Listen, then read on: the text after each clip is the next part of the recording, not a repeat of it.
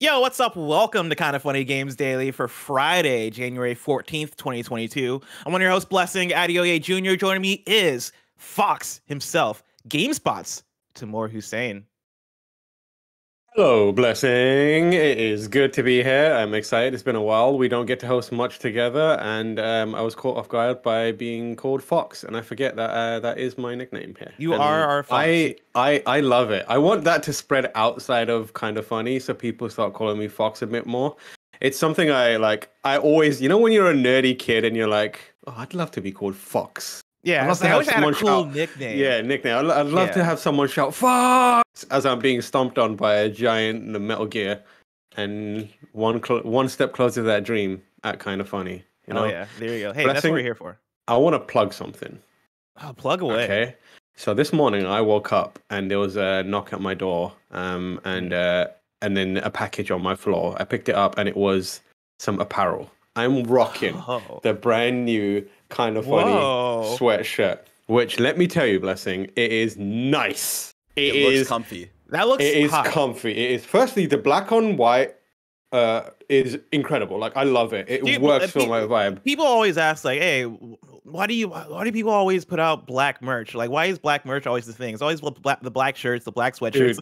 Barrett's on the store page right now. And He's there. Honestly, like, that's my style. Like, I've only recently started wearing colors, and every time I wear black on white, I feel safe. That's the thing. Black just looks good. It looks good. Great with everything. It looks so good. And this thing is nice. It's good quality. And I love the design, the simplicity of the design. Just like the Kinda Funny logo, the smiley face, and then the date at the bottom. It is on the Kinda Funny store. Make sure you go there and get it. I will say I was very kindly gifted this by the Kinda Funny crew. But that's what I want to know. I was curious. I was like, maybe it's because he paid the money and actually bought it. Because I've not seen the new merch. I don't have the new merch, and usually it's very easy for me to get the merch because Joey Noel is usually the one and only Joey hooked me up. So I love it, but I'm gonna go back there and I will buy at least one item for myself as well because I like to support.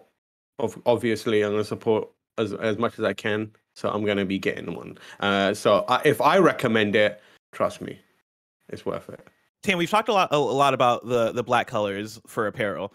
I want to know from you, is there a color that you usually gravitate to aside from black that works for you? Because I know people talk a lot about like, oh yeah, this color is my color. This color looks great on me. I don't know if I have a go-to color yet. Like I experiment with different colors of clothes. If you're an audio listener right now, I'm wearing a green and white polo because I'm feeling wild today. And also we're hitting the links later. I love that because it also kind of looks like you could put on one of those hats with a propeller on it and you'd be like Bart Simpson style mischief maker. I went through my closet. I went through a closet. That looks like a Will Smith style, Will Smith style, like Fresh Prince. Like if you wore the hat with the rim up. Oh my god, that would rock. Give me a second. I'm pulling out. Okay, this man's gonna do it. Let's get it. This is now a drip stream. This is a drip stream. But yeah, I think my color. Yeah, my color is probably purple. He can't hear me. So I got a big head. I got a big head. It's just unnecessary self-own. Just my man in the 8 Mile mindset. Yeah. I don't know. Is this working? That's the one. Is this hot? Like, is that's it? hot. Is this hot. Yeah, that's hot. Is this that's profile? like I'm being flashback to like 2008 plus. Oh, that's what I'm talking. 2008 was a great year. I think the Carter 3 came out in 2008. You look comfy. You look like you look like the weather is good outside. See, that's what I'm talking about. You're bringing the summer vibes in January, Bless. Yeah, I look at you and I want to be outside. Tim, so that's a good vibe. Do you know what I feel like? I feel like talking about some video game news. So let's jump into today's stories, which include Troy Baker's NFT kerfuffle, PlayStation Now becoming PlayStation Then, and more, because this is Kinda Funny Games Daily. Each and every weekday at 10 a.m. live right here on twitch.tv/KindaFunnyGames. We run you through the nerdy news you need to know about. If you're watching live, you can correct us when we get stuff wrong by going to kindafunny.com/you're wrong. If you don't want to watch live, you can watch later on youtube.com/KindaFunnyGames, roosterteeth.com, or you can listen later on podcast services around the globe by searching for Kinda Funny Games daily. Remember, you can use Epic Creator Code Kinda Funny on all Epic Store and Epic in-game purchases like Rocket League and Fortnite to help support the channel. To be a part of the show, to patreon.com/kindafunnygames, where bronze members or above get to write in, and silver members or above get the show ad-free with the exclusive daily post show. Housekeeping for you, it's a big Friday. Peacemaker episode 1 through 3 reactions are recording today and going up ASAP over on youtube.com/kindafunny and as a Kinda Funny Screencast. Everybody is playing some Everybody's Golf on Twitch right after this episode of KFGD to decide the rivalry of Andy versus Greg. Which, Bear, are you gonna be playing? Are you gonna be on the links? No, I'm. It was one of those things that required us to re-download the game. Which I didn't do. And that's where you draw the line. But then also, if you remember, I think the last time we did like a big Everybody's Golf thing, I also joined. It was sometime like early last year. I think it might have been for one of our fundraiser streams. And for whatever reason, it didn't save my progress from when like Everybody's Golf was like super hot and everybody's playing it, and I put like a bunch of hours into that game. And yeah, all of my progress was erased. So I didn't have like the good golf clubs. I was like hitting like I was barely hitting shit, and it was not great. So I would have to put like a bunch of hours back into the game to even want to compete with Greg Miller. I don't want to be Andy Cortez today, honestly, who's got to compete with Greg Miller, and I don't think he's gonna bring this up. That's where I take offense. Is that like, you know, I mean, it's being branded as Greg versus Andy. But I feel like many other people are wildly being underrated. And when I say many other people, I mean me. I mean, my skills in these golf games is not do you have good golf clubs? Do I have good golf? Oh, in Everybody's Golf? Yeah. That's the thing. You have to have a good set to be able to hit it past like 50 yards or whatever. This is like you can be good at that game, but if your loadout is booty, you're not getting very far. And that's the advantage that Greg is probably counting on. And also Andy. Andy's played a bunch of it. But like their loadouts are what are gonna make the distinction between them two and the rest of the crew. Is that why we're playing Everybody's Golf and not Mario Golf? Is because they know? Because Mario Golf, the playing field is equal. It's even. Yeah, but also Mario Golf is Mario Golf, and it's weird wacky. And I also think if like they played Mario Golf, they know that like Gary Woodoo would be like, oh, why wasn't I invited? And then it would be like a whole thing. Snug Slacks in the chat says, why does Barrett keep erasing data? Why does PlayStation keep fucking me? Is my question. You know, that's a good question. That is a good question. I mean, Bear, where are you getting these PlayStations? Are they out the dumpster? Oh my god, it's not a black market PS5. It's not a black market PlayStation Vita. I got the Vita through Greg's Vita relocation program. It's on him. I heard a lot of things about the relocation program. Yeah, the relocation program seems to be like shady. Yeah, I'm currently going for a relocation program myself. I'm relocating one of my Vitas to a friend, and I'm just like, I realized I had the Vita, but I do not know where the charger is, so I've been buying chargers. I will say before we move on from Everybody's Golf, this week's Kinda Funny podcast where Andy talks and Greg talk about rediscovering the character for Nick that they made is one of the funniest side-splitting things I've ever heard and then seen happen. It is so funny. I was listening to the podcast and just the description of Greg finding the Nick avatar that Andy made and their like response to it made me pause the podcast, go to YouTube, find the video version, and then look at what they were looking at, and it was really worth funny. It is, and then I texted Andy, and I was like, "This is the funniest shit I've ever seen," and it made me laugh so much. My God. It's hilarious. Yeah, Bear has it up right now. It is fucking hilarious. Because again, I forget where we talked about this. It might have been on a previous episode of KFGD this week, but the size proportion of Nick's head to his so body big. Is the best part of it because it is like Greg towering over this tiny version of Nick, but like Nick looking up at Greg, which is funny in and of itself. But then Nick's head being the same size as Greg's head and being about the same size as his body as well. Jesus. This is like massive like me comedy energy. And like it's the looking up that really gets me. And like the fact that he's bare feet and looking up. And that's like so good. But hey, that'd be the avatar that Nick plays with today. It captures Nick's energy, of course. Everybody's Golf happening right after this episode of KFGD, so check that out on Twitch. And, of course, later on youtube.com/kindafunnyplays. And then, of course, XCast records later today on patreon.com/kindafunnygames. And that goes live for everyone tomorrow on youtube.com/kindafunnygames and podcast services around the globe.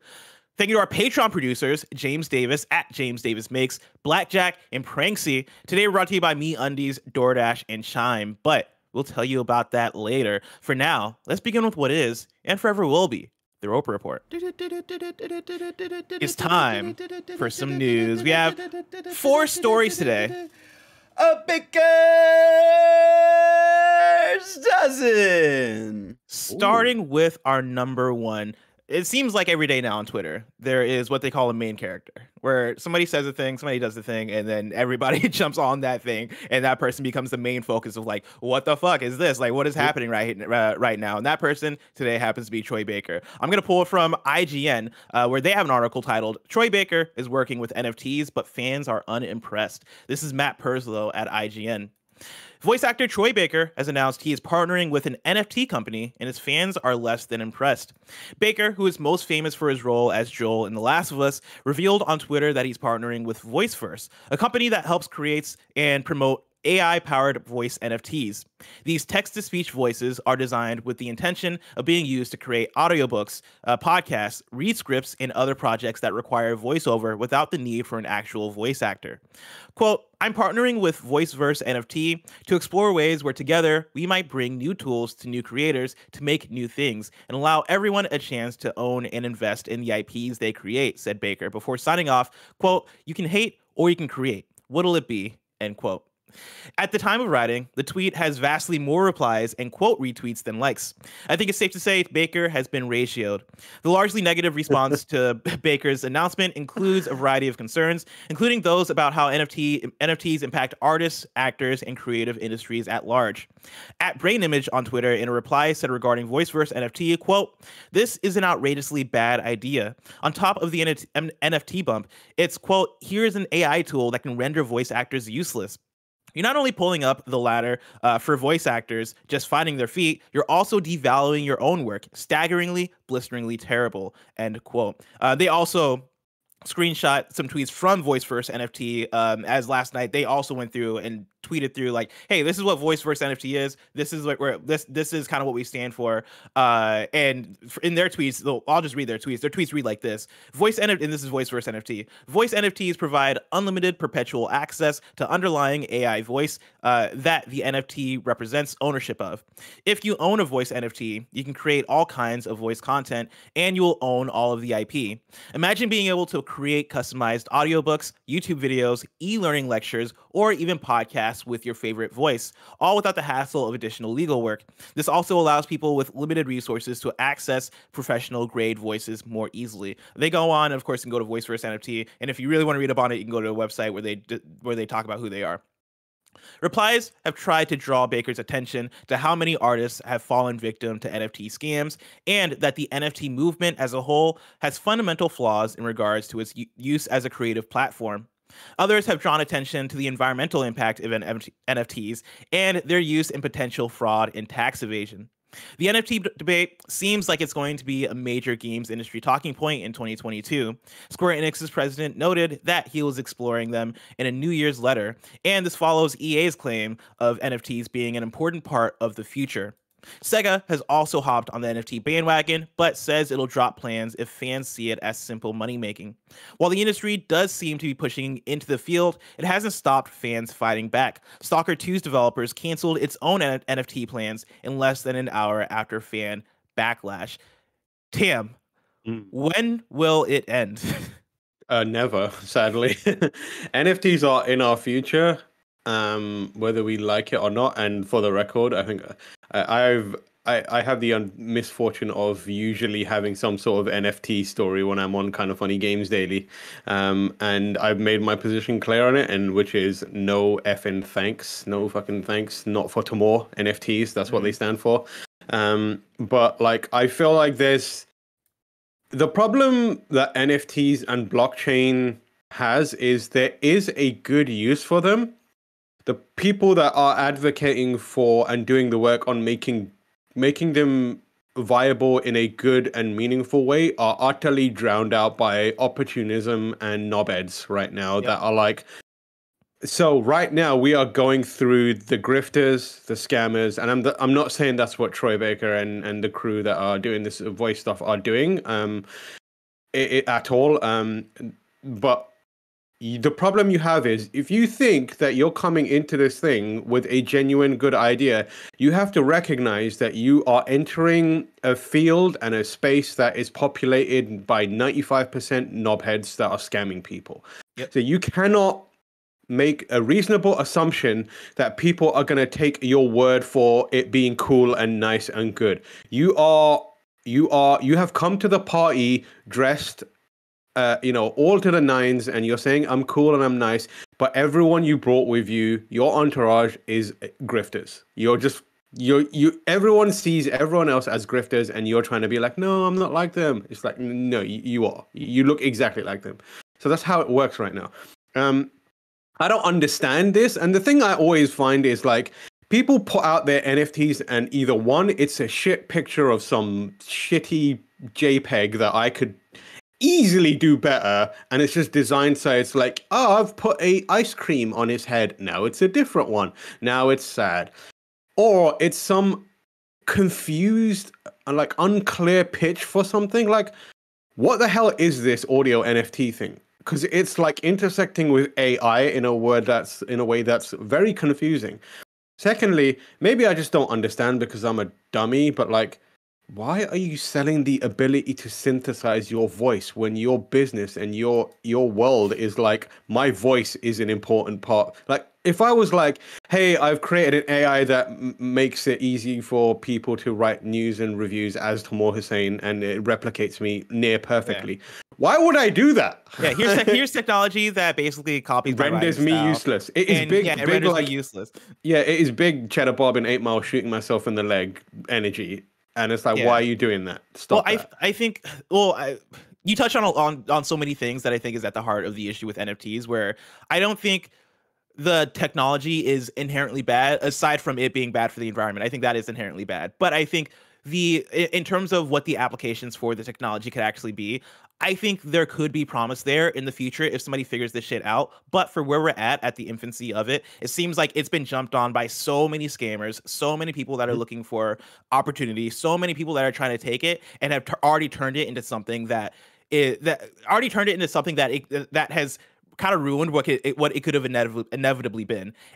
When it comes to NFTs, right? I think when it comes to a new technology like this, convincing people to jump on the bandwagon, to jump on the boat, involves what are the good results of this? What are the good ideas? How does this look in the final product?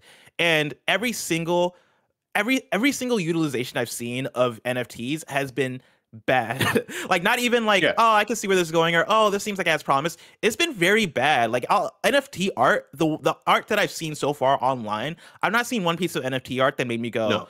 Oh shit, that is next level. That's some Van Gogh shit, right? That is something I want to own and need. It seems like a lot of it is, here's copy and paste images that are marginally different from each other to give people something to own, because they get to have a financial stake in it, and then possibly sell it later if it blows up. But it doesn't seem like it's going to blow up because so many people are jumping on the bandwagon. It seems like that. And when you translate it to this VoiceVerse stuff, it seems like that on the other side, in terms of, so to go back to VoiceVerse here, right? It is synthetic voice, right? It is, hey, I get to have this voice that I get to take and use in the metaverse and use to maybe make podcasts, or maybe make content, or maybe make audiobooks, right? And like, maybe as Troy Baker, you can sell your voice as an NFT that people can use and create their own products. He's not even participating in like giving his voice for it. But no. Well, like, that in theory would be the promise of it. And from the sense of being a Troy Baker who is at the top of his level, right? He is the person he is like the dude that you see in everything, right? It's him, Nolan North, and a few other names in terms of voice actors who are the famous video game voice actors in his space. He would be maybe one of a few people to be able to do that and get away with it, right? When you're talking, going back to what you're mentioning before, Tamor, in terms of shooting yourself in the leg, not only is this kind of shooting yourself in the leg in terms of, then like you're supporting a future that doesn't support you. You're also supporting a future that doesn't support other voice actors that are on the come up, because then you are selling the ability to go, oh yeah, we're gonna have synthetic voices voice these video games, and fuck up and coming voice actors. It's gonna be the same Troy Baker synthetic voice and everything, right? Like, that is kind of what the I guess progression of this thing is. This VoiceVerse stuff is.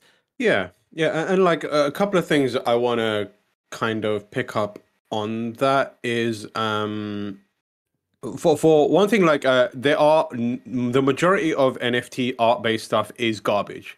And I have seen a couple people do some stuff that when I see the NFT or the piece of art, I'm like, wow, that's really cool. Like Boss Logic, for example, has done a few that I'm like, wow, that looks awesome.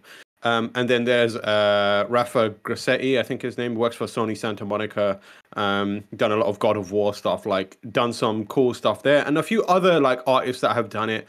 And these are people who I originally followed as artists and liked the work of, and then they moved into the NFT space. But that's not who is generally out there pimping their wares. It's like dude who is like, you know, put together a clip art and is selling it. The thing about that stuff is, who are you speaking to when you promote that stuff? Because to be part of that ecosystem, the only way to like take use of purchasing NFTs is to be part of the, you know, Bitcoin, the digital currency, you know, the blockchain world, right? And that hasn't hit mainstream kind of penetration. I'm not using it, you're not using it, and this is anecdotal, but like, you know, the average person doesn't understand and isn't using these kind of like spaces in a normal everyday way. The majority of the people who are using it are the people who are there to make money and trying to get rich quick schemes, grifters, and opportunists. So effectively, you are taking whatever your thing is, whether it's art or voice service or whatever it may be, and you're just taking it to these people who are like in this closed environment and are just there to make, and you're just selling stuff back and forth to each other. You're like reinforcing this like really it's a pyramid scheme. It's a pyramid scheme. Yeah, it's ridiculous. It's a pyramid scheme. Like it's straight up MLM cultish shit, where it's like, you've got this group of people who collectively you have agreed this is a good thing and you're not going to talk shit about it. And while you can, you're going to try and milk it and make loads of money off of it. And like, that's what you're doing. From the outside, you're not convincing people who are like outside it to be like, yeah, this is great. This is normal. I'm going to get into this. You're like tricking people who are susceptible and trust you. Like in the case of someone like a Troy Baker or like anyone who's got a name, even a big name, you know, creator, like they trust you. They believe that you won't lead them astray. And that is a kind of perhaps a symptom of like celebrity and parasocial relationships where, you know, someone might look at a big name voice actor or a artist or a streamer that they love and have spent a lot of time and be like, this person would never lead me astray.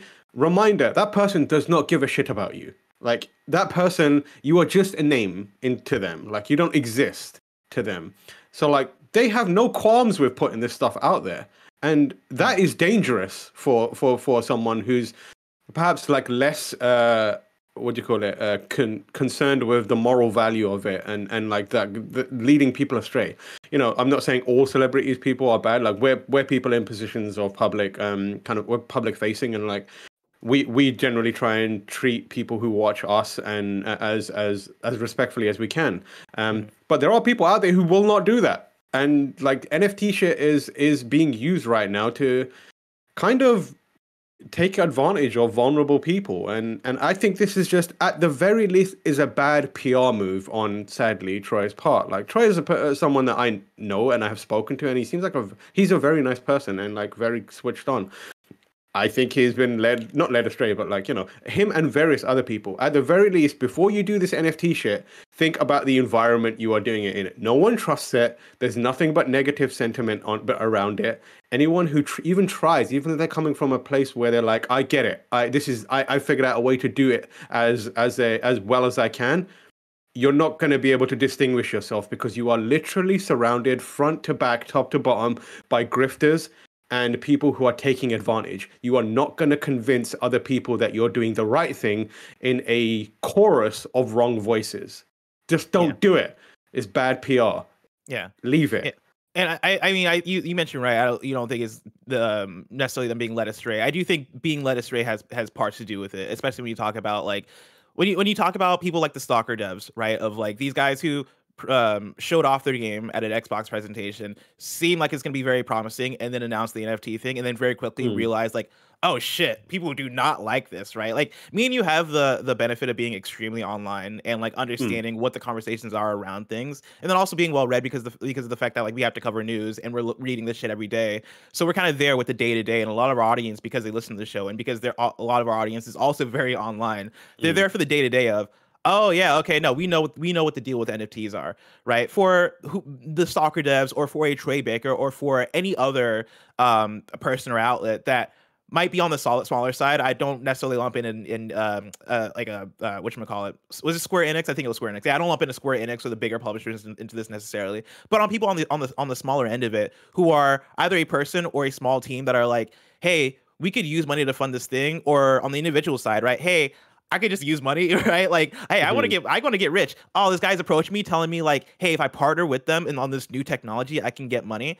Oh, that seems easy. Yeah, let's do it. But then you don't do the research, and then you just put it out there and realize like, ah, shit, people hate this. Oh man, like Yeah. and this is not me putting words in Troy Baker's mouth. I don't know if he regrets or doesn't regret this shit, but like, I think you put it out there and you go, ah, fuck, I fucked up, right? And like, not realize that once you actually look into it, people have already made their minds up, and now you've just done a thing where it's bad PR. You've like put dirt into the water and dirtied it up essentially. Yeah, again, like, and there's also something to kind of think about is, I'm not saying this is what happened to Troy or anyone else involved, like in NFTs. There's also a kind of insidious, smaller, not smaller, but like a cottage industry of people who are just there to make money, finding people who have platforms and a following, and convincing them that it's a good thing, and misleading them. So you do get a lot of situations where a celebrity is like, oh, I'm going to do this NFT thing because I've been told by this other person who's an expert. These are people who present themselves basically as like bank managers and financial advisors. So like, you trust them, but actually they're just bros on the internet who are just trying to use you and your clout to get more money. So it's like, there's a whole like vicious cycle of people, you know, taking advantage of others. And at the end of the day, it's a small group of people, very, very small group of people that are actually making money off of it. And it is almost certainly not you. So think about that. There you go. Tam, enough about NFTs. You mentioned that like we're gonna deal with this forever. I hope it goes away. And I think I have hope that it goes away, at least on this level, sometime soon, because people real like, and this is one of the things where it's like, man, thank God that apparently everybody's in agreement about this, right? People really don't like NFTs, except for the people that really like NFTs.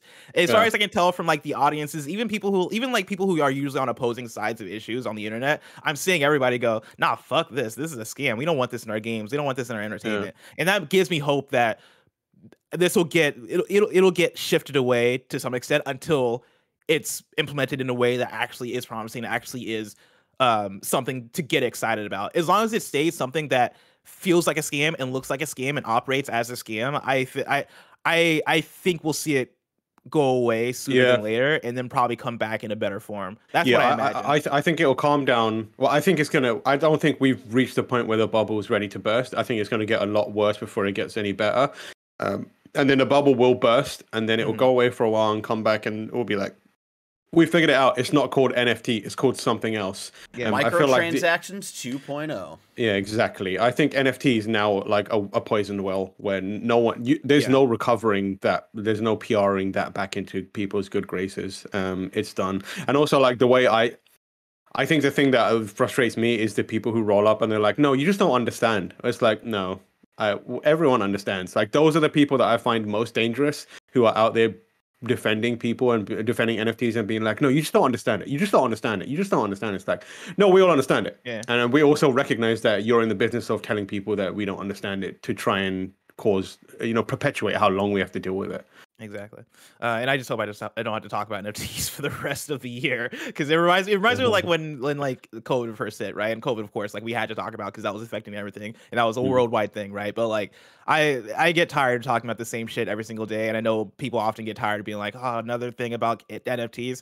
I'm right there with y'all, but and before we do story, we got to cover it. Yeah, before we do move on, Troy, I believe, did this morning follow up with a tweet, and it was kind of like, hey, I'm trying to figure this out, and I'm glad I'm part of this discussion. And it was very much a case of like, I don't know if you're able to find it, Barrett, but I don't want to misquote it, but it seemed like he was like, figuring this stuff out, lads. Okay. Yeah, there it is. I don't know. It just yeah. I'm just a storyteller out here trying to tell my story to whomever. Yeah, that's the part where I'm like, he's a creative. He's a voice actor. Yeah, I think that's him saying like, I'm trying to find new ways to do stuff, but just the storyteller thing line isn't gonna work when you're within like NFTs. Like, you've got more interesting ways. Dude? Yeah, you've got more interesting. Like, Troy's insanely talented, and I'm sure he'll find a better way to be creative, and I look forward to it. Tim, let's hop into story number 2. Sony is pulling PlayStation Now cards from retail stores. This is James Batchelor at GamesIndustry.biz. Sony is removing physical voucher cards for its PlayStation Now subscription service from retail stores. The cards enable customers to buy, top up, or gift subscriptions with a physical purchase rather than doing it through their console. But GamesBeat reports these items are now being withdrawn. The site claims an internal message sent to staff at UK retailer Game orders that all PlayStation Now cards are being removed, or all PlayStation Now cards be removed by the end of Wednesday, January 19th. There are also claims that retailers in the US and Canada began removing these items several weeks ago. GamesIndustry.biz reached out to Game for confirmation but received no response. However, a Sony spokesperson confirmed the change to GamesBeat. Quote, globally, we are moving from PlayStation Now gift cards to focus on our current cash denomination, PlayStation gift cards, which can be redeemed for PlayStation Now, the spokesperson said. The news comes shortly after a Bloomberg report that PlayStation will be overhauling its PlayStation Plus subscription with new tiers that integrate PlayStation Now and a retro catalog as part of its efforts to compete with Xbox Game Pass. Tam, PlayStation Now seems to be coming PlayStation before, PlayStation then, PlayStation past, PlayStation previous. I'm excited, man. I'm excited. Like, I think that wrapping it all up into a PS Plus subscription is the smartest move, mainly because I think PS Now has come a long way, and it sadly has been kind of saddled with the reputation of when it first debuted and it wasn't great, as both in terms of like a performance and economical proposition. But since then it's been updated with loads of games, features, and the performance is way better. I mean, we on Kinda Funny played through Metal Gear 4 on it, right, Barrett? Yep. And it seemed to be pretty good. And like every now and then, you're hardwired in, maybe. Yeah, exactly. Yeah, connect that Ethernet. Yeah, but make sure you're always connected by Ethernet if you can. Especially if you're playing fighting games. I'm tired. Yeah, exactly. I'm tired Stop, please. All right, teleporting all over the stage. Get out of here. But yeah, I think I think it's due a kind of identity refresh. And I think it's due a kind of like another PR push behind it to remind people it's there and kind of give people an updated look at what it is, so that it is a compelling service. There's a lot of games on there that I know people would probably be super into playing, not just Metal Gear Solid 4. And I think that by wrapping it up into PlayStation Plus, and that also kind of justifies them cranking up the price slightly as well. I'm sure that they're looking for any reason in this day and age to add a little more expensive tier. And I personally believe that a little more a pricier PlayStation Plus subscription that includes PlayStation Now would be a pretty good value proposition for me. So I hope this is an indication. The fact that these cards are being pulled is an indication that they are taking it seriously, and they are going to be introducing that PlayStation Plus upgrade with PlayStation Now. However, I do feel like it needs to come with like a new crop of games, and they need to be big kind of names for them to make a big splash with it, if you get what I mean. I'm right there with you. It's from the reports that we got before about Project Spartacus. It seems like some of the big moves they're making are making PS1 games backwards compatible as well as PS2 games. I imagine they got to expand out the PS2 games if that's going to be a feature for them. But yeah, PS1, PS2, PS3. That way you're going to have the full gamut of PlayStation console representation in there at the highest tier of it. I'm with you that I want to see them add big games there, and not just big games, big new games. I think PlayStation Now, in terms of what it has now, it has some good heavy hitters, right? Like we mentioned, it has Metal Gear Solid on there. It has I think the whole entire God of War franchise. The entire God of War franchise is on there, which is pretty nifty there. Which is awesome. And there are quite a few other, like a lot of PlayStation first party stuff from like the PS3 era is on there. It's only streaming, which of course is a big hump for people to get over, especially me, right? I don't like streaming those games. But you don't download games? You can't download PS3 games, and that's PS4 games because of the cell processor bullshit or whatever. And that's the biggest thing is like I hope that they've found a way. I hope they found a way, man. Yeah, and I think that they got to. That would be a big bummer if they didn't, because for Xbox, right, with what Xbox Game Pass is, there are a lot of good bullet points, like big feature points for Xbox Game Pass that I can throw up in terms of why this thing works, right? One of those things is the fact that you can download everything, whether it be Xbox 360, original Xbox, Xbox One, you can download your games. Another bullet point is the new games, right? Just this month and next month, the amount of new games that we're getting on there is very exciting. Rainbow Six Extraction, the Ana Crucis, right? Like, that alone is great, but then you're also getting other things that, like Mass Effect Legendary Edition and other games that are coming there that is making a big deal, right? Nobody saves the world. So that's the other bullet point. And then like I forget what the third bullet point was, but like there's a lot of bullet points in there in terms of like why Xbox Game Pass. The Ultimate subscription, right? Being able to bundle that in with Xbox Gold and what that deal gets you. I think that is the main thing here when it comes to why do you do Project Spartacus and how do you do it. I think you look at what the other side is doing and look at how standardized that is becoming in terms of how people talk about it and in terms of how people prop that up. I think you look at that and go, well, we can't just continue to have PS Plus and PS Now be different. We got to lump them together somehow, and we got to find good deals for people. We got to find good value for people. So I think that's what that is. Yeah. Did you see that pattern thing that floated around yesterday? No, what is this? So, Barrett, I'll send you a link to the #1 video game website on the internet, GameSpot.com. But this may or may not have some bearing on what's going on. But Sony filed a patent a few months ago, actually. Oh, no, it was last year, and it got approved. And it's basically by Mark Cerny, and there's some indication that it could help with backwards compatibility. And I think the like the technicalities of it, I'm not 100% sure of, but basically it allows the PlayStation 5 to mimic like processor clock speeds of older hardware, which is a tricky thing when you're trying to do backwards compatibility. But if this is a thing that they've figured out, it might mean that either the PlayStation 5 is, there's multiple applications, but the dream application is they've now figured out how to do old console backwards compatibility way better on the PlayStation 5. Of course, the other thing is like, we figured out how to do PlayStation 4 games better on PlayStation 5, but the dream is that. And if they integrate that into something like PlayStation Now and then introduce the functionality to like, you can download PS3 games now and it will run really well, that would be pretty awesome. And that would be a massive like bonus for PlayStation Plus and PlayStation Now. Yeah, that'd be absolutely huge. I would love that. And yeah, I think that is something that at the very least they have to be thinking about, if not actively working on, because I think that is a big thing that feels like it's missing as somebody who plays PlayStation, right, and is a fan of PlayStation from PlayStation 2 and PlayStation 3, not being able to have PlayStation 3 games downloadable and PlayStation 2. The PlayStation 2 library on PlayStation Now is just not great whatsoever. There's like 18 games on there and like some pretty random picking. Dark Cloud's on there, which I like, but it's like, how many people are me that are like, oh yeah, fucking Dark Cloud, let's fucking go. Right? It's God Hand. I want to play God Hand. Give us God Hand. Give it, God, for goodness sake. Tim, if people want a great deal, you know where they can go? Patreon.com/kindafunnygames, where they can get the show ad free. And speaking of ads, let us tell you about our sponsors.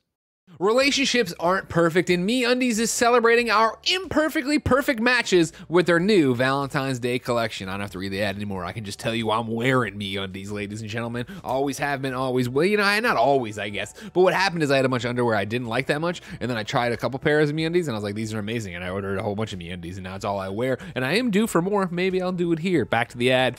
Gifting underwear for Valentine's Day? Wow, real groundbreaking. Express your one-of-a-kind relationship when you match your bottom half to to your better half in fun limited edition prints. And if you're single, don't worry, you can mingle in matching pairs with your friends or even get dog hoodies and buddy bands to match your four-legged pal. MeUndies has a great offer for our listeners. For a limited time only, get 25% off your first order of matching pairs for Valentine's Day. And as a first-time purchaser, you can also get 15% off and free shipping right now to your door. To get 25% off matching pairs, 15% off your first order, free shipping, and a 100% satisfaction guarantee, go to MeUndies.com/kindafunny. That's MeUndies.com/kindafunny. Guess what I use all the time, ladies and gentlemen? DoorDash. That's right. I come down here, I record the shows, I come upstairs, Jen's taking care of our newborn, is a 3-month-old, our 3-month-old, and guess what? We're both too tired to make food, so we order on DoorDash. We do it all the time, and you should too.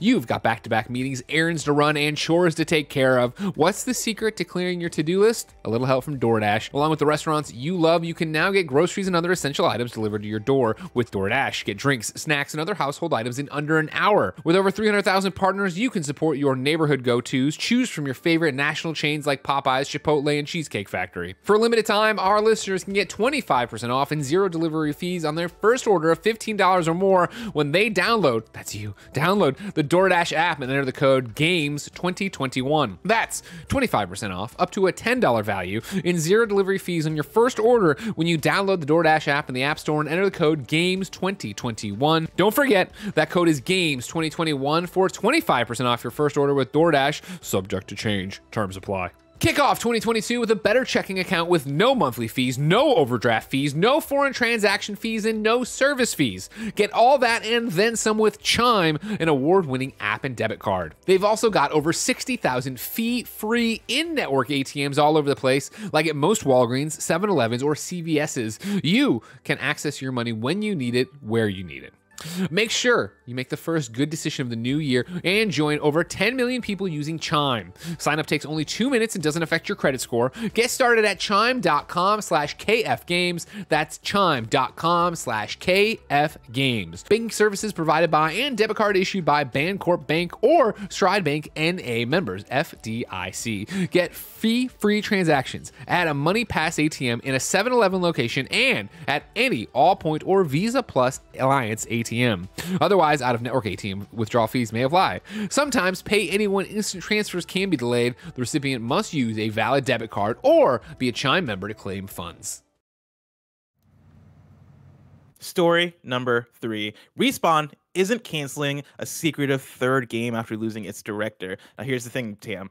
Did I copy over the story and forget to copy over the outlet and article or author? Yes, I did. Oh, but no, you don't have to look it up because I got it. It is from Jeff Grubb over at GameSpeed, which I should have known. Actually, you shouldn't have credited him then. I should have. I should have. I should have been like, "Yo, I wrote throw this the shit. entire story out. Honestly, I wrote this shit on Blessing.com." The article reads like this from Jeff Grubb. Respawn. You own Blessing.com? Is that a thing? No, I definitely don't own Blessing.com. Are you kidding me? Someone hurry, buy it from out from under him and then sell it as an NFT. God, I would love to own Blessing.com. I would sell it and get rich. Do you know how many people are probably looking for Blessing.com? Do you know how many churches out there are probably trying to get Blessing.com? It goes. I went to Blessing.com and it's like, look it up. Yeah, it looks like it's just a place where you can buy emails. So you can buy emails at like that are Tanya at blessing.com. Yeah, type in blessing.com. My Google Chrome was immediately like, this is not secure. Yeah, this is not secure. Like the real Blessing is not secure. Oh yeah, this is an interesting website. God damn. All right, damn. Let's. How fucking dare you? First of all, Tam. How fucking dare you? All right, you know I told you all that shit in confidence. You bring it up to the world and everybody. How fucking dare you? Jumping into story number 3. Respawn is losing a creative director. Mohamed Alavi announced on social media that he is leaving the studio to pursue his next adventure. Alavi has spent his career at Infinity Ward and Respawn Entertainment, and he is best known as the designer of the No Russian level in Call of Duty Modern Warfare 2. Most recently, he worked as creative director on Respawn's next big secret project. The studio does not plan to scrap that work, according to people familiar with the game. Publisher Electronic Arts expects it to launch in 2024 or 2025. Respawn has only ever confirmed small tidbits about Alavi's game. It is a third project alongside continuing development of Apex Legends and the sequel to Star Wars Jedi Fallen Order. The studio has also previously said it is a single-player adventure. In addition to those details, I've learned it is a first-person shooter with AAA ambitions, and the design team is striving for mobility and style as guiding principles. This third game is not, however, a sequel to Titanfall 1 and 2. Tim, what is Respawn's third game? Interesting one, right? Like the funny thing about this one is like they're like, it's not Titanfall 1 or 2 sequel, but then they use words which are distinctly Titanfall, like words like mobility, style, and AAA ambitions in a first-person shooter. I think it's probably if we're to believe that it's not Titanfall or Titanfall adjacent, like a spin-off.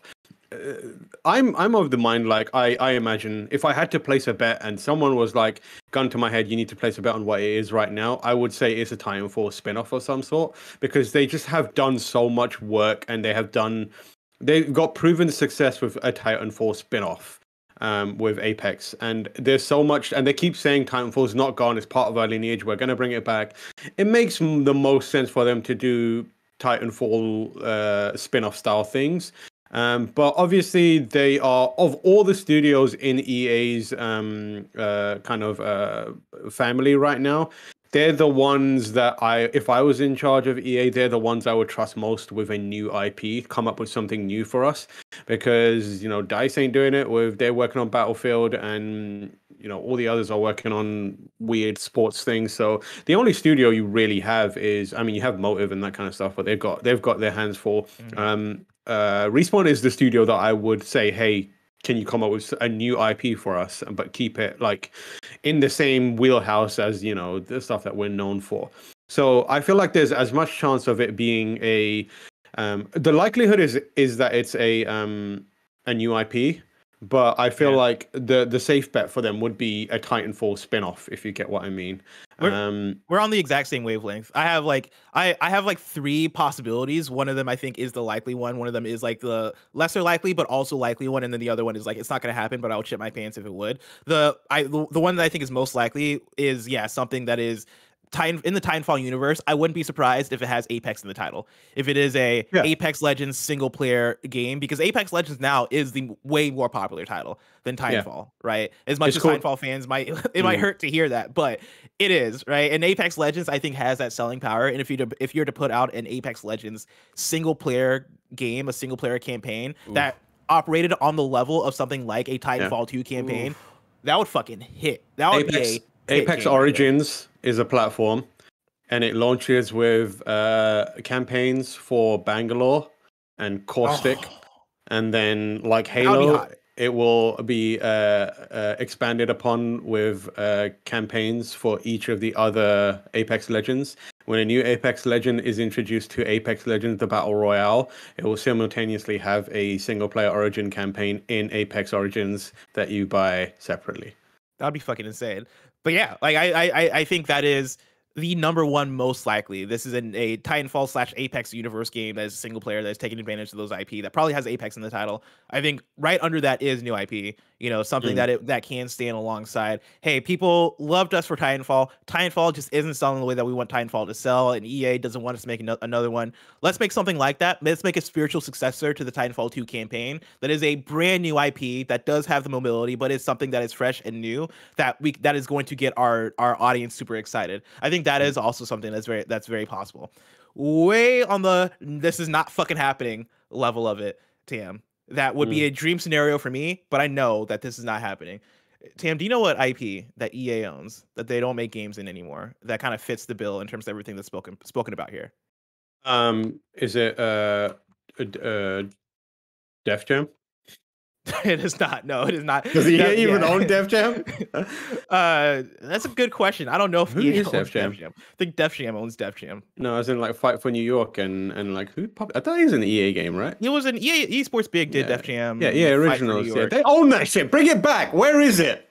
God, I would love that, but no, I don't think that fits the bill in terms of a first-person shooter with mobility. I'm talking mainly about Mirror's Edge. Mirror's Edge. I knew you were talking about Mirror's Edge. It's not going to happen. It would never happen because again, that's like I think DICE develops that game. Mirror's Edge Catalyst came out in like 2015, and it came out to a thud, even though I kind of liked it.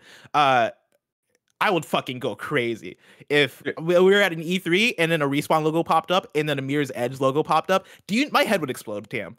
Yeah, I mean, like who does parkour in a first person better than Respawn now? Very few. Very few. No one did it. Yeah, like DICE barely did it well in the original game. Like I think they got there, and then the second game showed that they might not have a good as grasp on it as we thought. But like Respawn's got it down. Like they got it. Maybe like the folks that make Dying Light are the others. And that's about it. But like I think that I don't think it's as far away on the unlikely scale as you might think, but I don't think that's going to happen. Yeah, I mean, I think in terms of the sellability of Mirror's Edge, that's the thing that puts it as the way unlikely. I know part of why Mirror's Edge Catalyst didn't sell is because that game just wasn't great, but I think that combined with like, you take Mirror's Edge and put it up against anything else Respawn does, and Mirror's Edge just isn't going to, I think, have that selling power unless you really knock this one out of the park and make it something that makes everybody go, "Oh shit, we got to check this thing out." Jeff Grubb in chat says that I can ask and confirm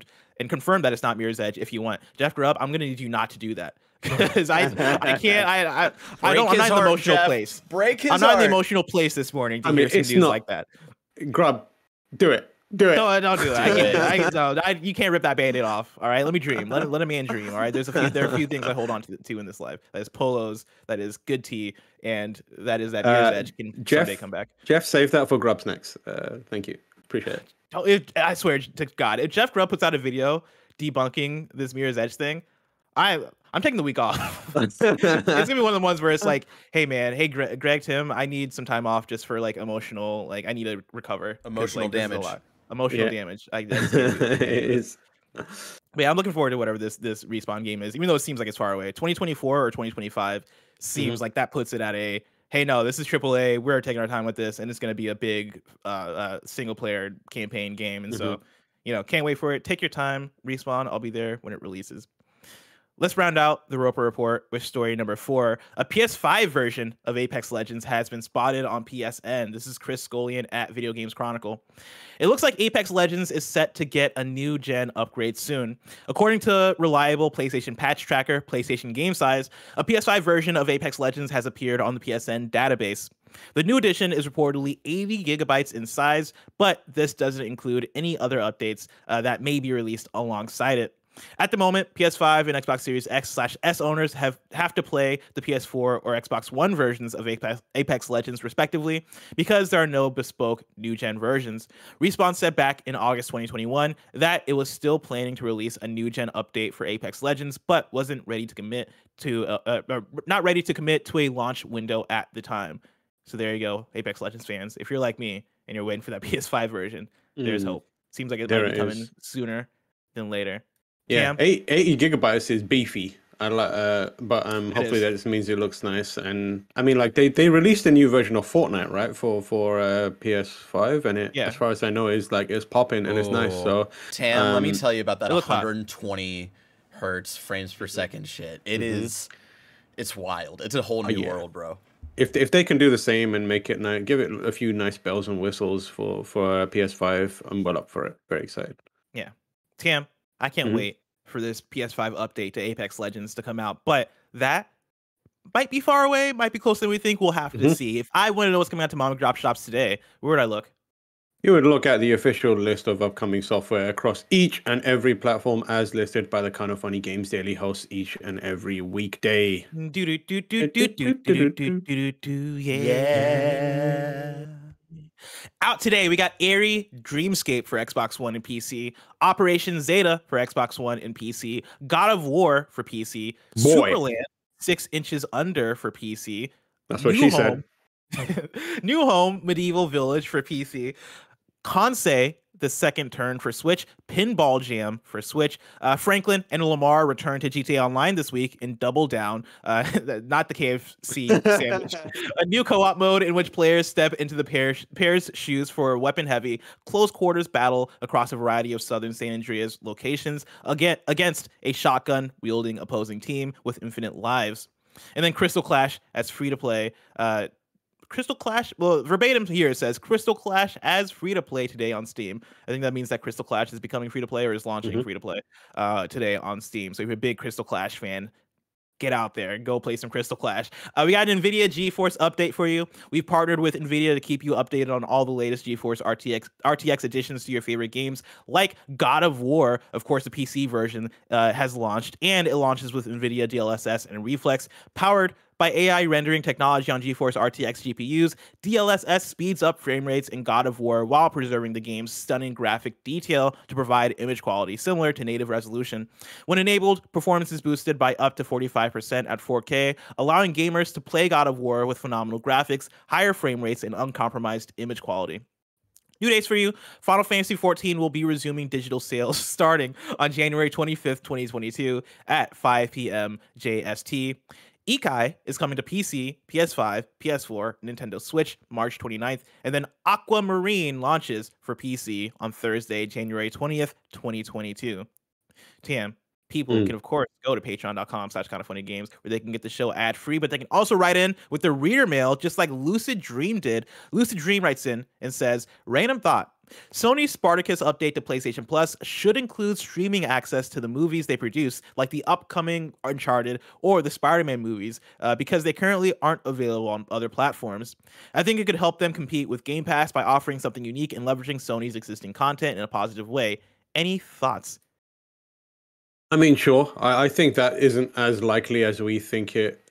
It's not as likely, even though we think it makes a lot of sense. I think what's more likely is some sort of like promotional hook. Like if you have a subscription here.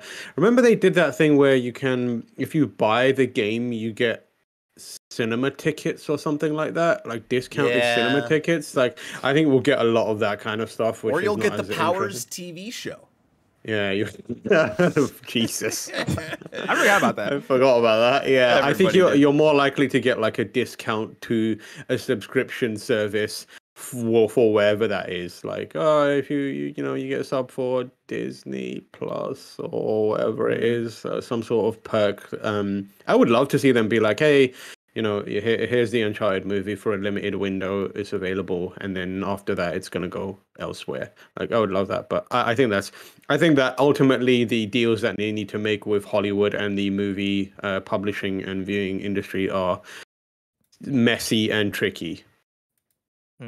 Yeah, I'm right there with you, and I also think that for me, it reminds me a bit of E3, Xbox's E3 2013, where it was TV, movies, Call of Duty. Here's a dog in Call of Duty, right? Where I think the PlayStation audience, as an audience of like people who play games, don't really care that much about movies on the service. It probably could be an easy thing if they really wanted to crunch the numbers and go, hey, yeah, we can put PlayStation Productions movies on PS Plus, and add that as an extra benefit. I think it's a thing they could do. I don't think it's a thing that's worth doing. I don't think it's a thing that really ups the numbers on PS Plus like that, because I don't think any of us are really looking for PS Plus as a way to watch movies or a way to keep up with those. Yeah, pardon if you already mentioned this, but I think it'd be something more similar to like, doesn't Game Pass every once in a while be like, oh, Disney Plus, if you have Game Pass, you can get like a Disney Plus for here's half off Spotify. Yeah, exactly. Yeah, shit like that. Yeah. I'm curious though, what PS Love You XOXO co-host Greg Miller has to say about this. What's up, Greg? I just want to know if you're still golfing today. Oh yeah. All right, cool. Just making sure. We don't want to start without you. No, that's not true. You dress like that all the time. Don't act like that's why. If your character in the game matches this outfit, then I'll believe it. But if not, not a chance. Damn, now I gotta change my outfit. All right, cool. Yeah, I'm golfing. All right, see ya. Tim, what were you about to say? I wasn't gonna say anything. Oh, okay. Well, actually, I think I was going to say, first thing I want Sony to do is sort out Crunchyroll on PlayStation, because it's an absolute nightmare. Like, get your shit together. Do you know how messed up that app is? And I don't think that shit has been updated in 27 years. Same with Funimation, man. Funimation as well. Dude, absolutely Funimation crashes awful. on me like every 20 minutes, and it's like, we can't play this. This video's unavailable, and then you restart it and it's fine. Or embarrassing. It's dude. Embarrassing. When you load up the app, it crashes and stuff. It's embarrassing, guys. Come on, dude. Get your shit Like, together. I just want to watch my anime. Stop making it hard Just for let me. me watch Full Metal Alchemist Brotherhood, okay? Yeah, it's over and over again. What am I currently watching? Yeah. I've been rewatching Mob Psycho 100, which is great. I've been told to watch it because of how much I love One Punch Man. I've been putting it off. Mob Psycho 100, without ruffling too many feathers, is considerably better than One Punch Man. Really? Okay, Yeah. I gotta get into That's it. that's what I've heard. Yeah, Yeah, One Punch Man has a gimmick, and it wears that gimmick out in season 1. Mob Psycho 100 has themes, nuance, characterization, and actual narrative that can carry it through multiple seasons. It's great.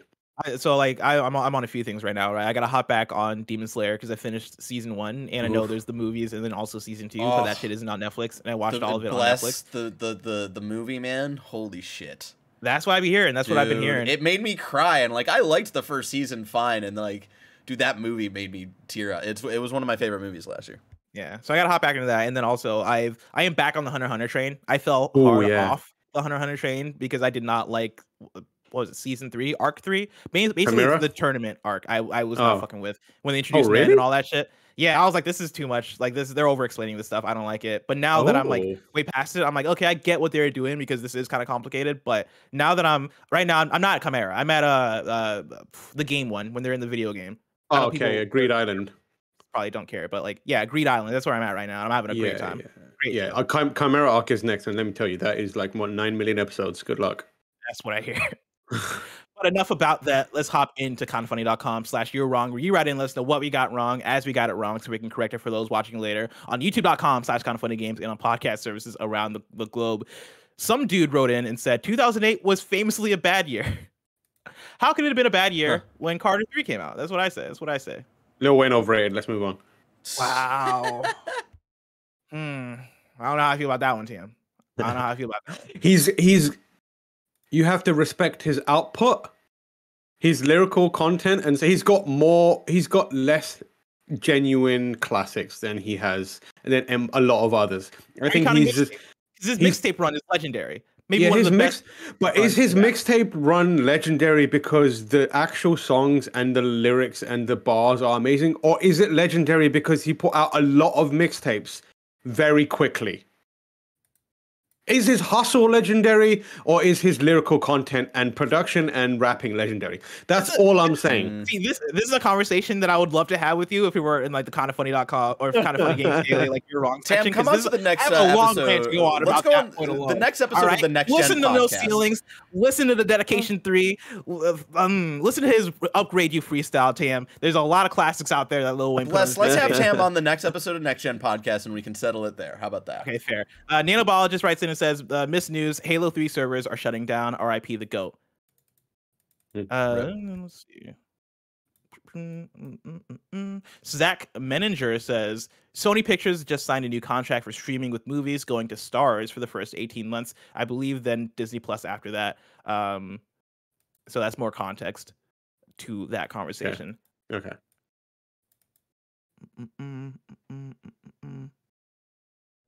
All I'm saying is very inconsistent as a rapper. That's all I'm saying. Well, okay? no, you're not wrong. Very You're right. inconsistent. Some absolute trash tier shit in there. Like Lil Wayne's got some great songs, and then he's got some of the worst songs I've ever heard in my lifetime. You are absolutely right. That is correct. I think he has really low lows. He has really high highs. He has really high highs. When he said real G's move in silence like lasagna, that is his best line. Lost my mind. That's Are you his kidding best me? line. You know how many G's from lasagna? Do you know how many of them are silent? At least one. The next week's host for Kinda Funny Games Daily go like this. On Monday, it's me and Tim. Tuesday, it's Greg and Gary Witta. Wednesday, it's me and Andy. Thursday, it's Greg and Tim. And on Friday, it's Blessing and Tim. He also said, my name is Wheezy F Baby, and the F is for phenomenal. And so I understand what you're saying, Tim. This is what I'm saying. I understand what you're saying.